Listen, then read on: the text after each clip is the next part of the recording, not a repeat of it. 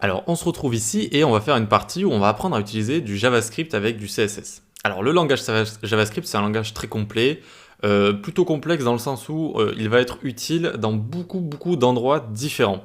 Et je trouve que commencer à apprendre le JavaScript, si vous avez encore jamais vu de JavaScript par exemple, si c'est la première fois que vous allez en faire, eh bien c'est assez intéressant de commencer à l'utiliser avec un peu d'HTML, CSS pour aller sélectionner des éléments et leur ajouter des événements, etc. et lancer des fonctions en fonction des événements qui vont se lancer. Parce que de toute façon, c'est comme ça que beaucoup de gens ont découvert JavaScript, c'est-à-dire que, on va dire avant 2011-2010, même jusqu'en peut-être 2012-2013 avec jQuery, etc. Le JavaScript, c'était juste un petit fichier qu'on rajoutait à son site pour faire quelques petites animations, vous voyez. Et c'est comme ça que tout le monde l'utilisait jusqu'à ce qu'il y ait eu tous ces changements dans le JavaScript, avec le JavaScript moderne qui est apparu, les frameworks, etc. Eh bien, on le découvrait avec des petites animations, etc. Donc c'est ce qu'on va faire ici. Et ensuite, plus tard, dans le cours, on va vraiment faire une revue complète du langage. Mais ici, on va apprendre à l'utiliser avec de l'HTML et du CSS. Comment le JavaScript utilise avec de l'HTML et du CSS? En fait, il va pouvoir sélectionner des éléments, les éléments du DOM, et on va pouvoir notamment lancer des fonctions qui vont exécuter des choses. Par exemple, une fonction peut rajouter une classe à un élément, ce qui va par exemple l'animer.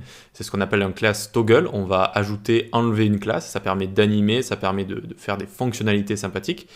Et ça permet vraiment de manipuler le DOM et de rendre tout ça, on appelle ça dynamique, c'est-à-dire de rajouter des animations et des fonctionnalités. Alors, où placer notre script? On a vu que je vous ai montré cette petite technique au cas où vous avez le problème des transitions, mais cette petite technique, elle est simplement bonne quand vous allez coder juste pour ne pas trop avoir ce problème. Sinon, on ne déclare pas son script ici, tout simplement parce que son script, on a envie de le déclarer après que le CSS est chargé, après que le DOM est chargé, et donc on va le déclarer ici, à la fin du body. Script, nickel, on peut l'enlever ici. Hop. Et par exemple, une des méthodes JavaScript très utilisées, ça va être le console log. Console log, ça va écrire dans la console. Et ici, regardez, je vais écrire « Bonjour depuis mon script ». Hop, on ouvre la console avec F12. On sort du mode toggle device toolbar. On va dans console, ici, regardez. C'est bon, on a réussi à discuter avec notre site directement et avec notre console ici. Bonjour depuis mon script. OK?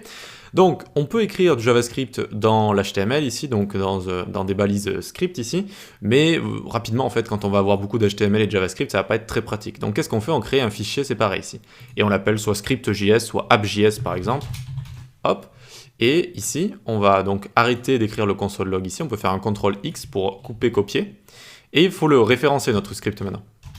Comment on fait pour le référencer? On fait un src, ça veut dire source, et on écrit ici app.js tout simplement. Et ça fait référence à notre fichier qui est à côté. Et donc on a bien le CSS, l'HTML et le JS de séparer, et c'est beaucoup mieux comme ça. Et là je peux faire un CTRL-V, tac, et on regarde, ça fonctionne toujours. Super, ça fonctionne.